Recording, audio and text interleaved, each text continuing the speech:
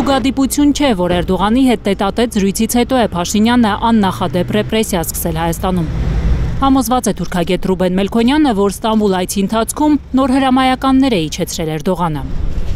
Ինչ կարող է զիջել Հայաստանը, երբ զիջել է ամեն ինչ։ Կարող է զիջել միայն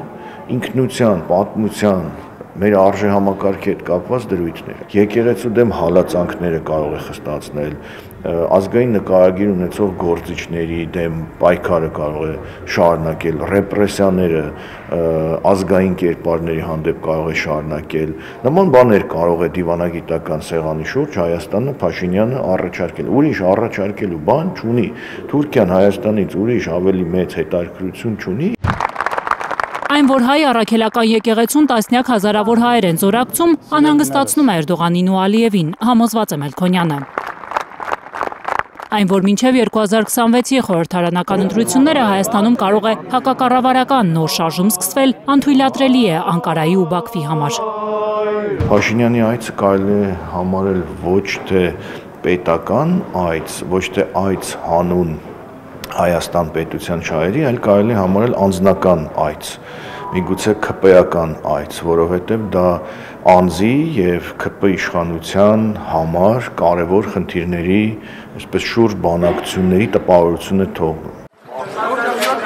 Փաշինյանի համար սպառնալիք են հիմա կալանախցերում փողոցում հավաքված մարդիկ։ Եվ նրա համար է կենսական իր իշխանության պահպանումը և Էրդողանին ու Ալիևին է ձեռնտու նրա իշխանության վերարտադրվել է 2026-ին։ Փաշինյանի այցը, այսպես իշխանական քարոզչամեքենան ներկայացրեց գրեթե դիվանագիտական գլուխգործոց, որին պետք է հետևի տարածաշրջանի խաղաղություն, կայունություն և Հայաստանի համար կարևորագույն խնդիրների լուծման ուղիներ նշմարվեն։ Փաշինյանի այցից անմիջապես հետո Ստամբուլում իսլամական համագործակցության կազմակերպությունը հակահայ բանաձևեր ընդունեց, որոնք կասկածի տակ են դնում Հայաստանի տարածքային ամբողջականությունը ու արձանագրում իբրև թե բռնի տեղահանված ադրբեջանցիների Հայաստան վերադարձի իրավունքը։ Փաշինյանի այցի առաջին վիզուալ շոշափելի արդյունքը եղավ ևս մեկ հակահայաստանյան բանաձև և ևս մեկ վերահաստատում թուրք-ադրբեջանական տանդեմի կողմից, որ Հայաստանի հանդեպ ու հայության հանդեպ որևէ մեղմացում քաղաքականության ակնկալել չի կարելի և Ադրբեջանն ու Թուրքիան շարունակում են իրենց պահանջները էլ ավելի խիստ ձևակերպումներով ներկայացնել։ Ակնհայտ է թուրքագետի համար, որ հիմա նաև այսպես կոչված Զանգեզուրի միջանցքի հարցում որևէ տարաձայնություն չունեն Էրդողանն ու Փաշինյանը։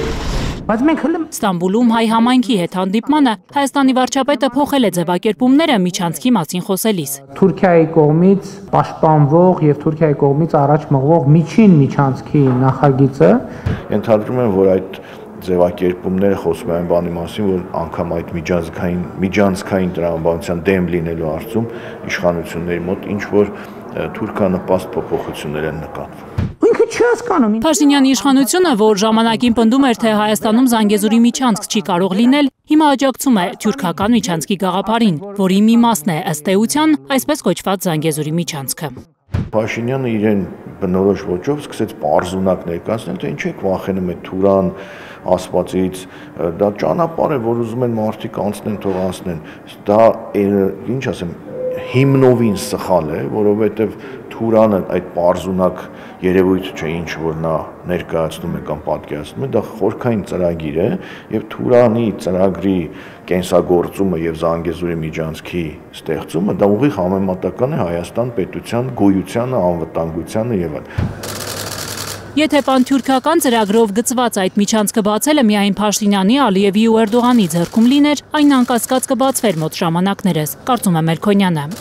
Մինչ օրս Թուրքիայից ու Ադրբեջանից եկած ոչ մի պահանջ չի անտեսվել։ Այս խնդիրը այդպես արագ և հեշտ լուծելի և երկկողմ բանակցություններում լուծելի խնդիր չէ և գիտենք, որ խնդրի հետ կապված իրենց կարմիր գծերն են հայտարարել և Իրանը և տարբեր այլ պետություններ, ուժային կենտրոններ, հետևաբար ես կարծում եմ, որ խնդիրը պետք է դիտարկել ոչ թե Փաշինյան-Էրդողան հարաբերությունների ծիրում, եթե այդ ծիրում դիտարկենք, որ Փաշինյանը համաձայն է լինելու ամեն պահանջին, որը կապահովի նրա իշխանության երկարությունը, որտեղ նա իմ կարծիքով գտնվում է այն վիճակում, ինչպես թմրամոլները, որ ամեն ինչ զիջում են, որպեսզի հերթական թմրանյութի դոզան ստանան, Փաշինյանն էլ ամեն ինչ պատրաստ է զիջել, որպեսզի հերթական իշխանության ժամանակահատվածը ստանան։ Թուրքագետը չի բացառում, որ իր իշխանությունը պահելու համար Փաշինյանը Էրդողանի ինչ-որ խոստումներով վերադարձած լինի Ստամբուլից։ Այցի գերնպատակն էր ունենալ մի թուղթ, որի վրա ինչ-որ մի լեզվով գրված կլիներ խաղաղություն և դրա տակ կլիներ Էրդողանի ստորագրությունը։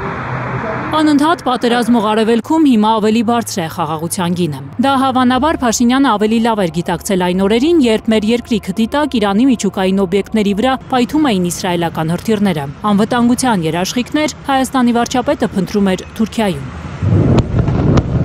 Գայանե Մովսիսյան, Աշոտ Մնոյան, Անի Ղանդիլյան, Հայլուր։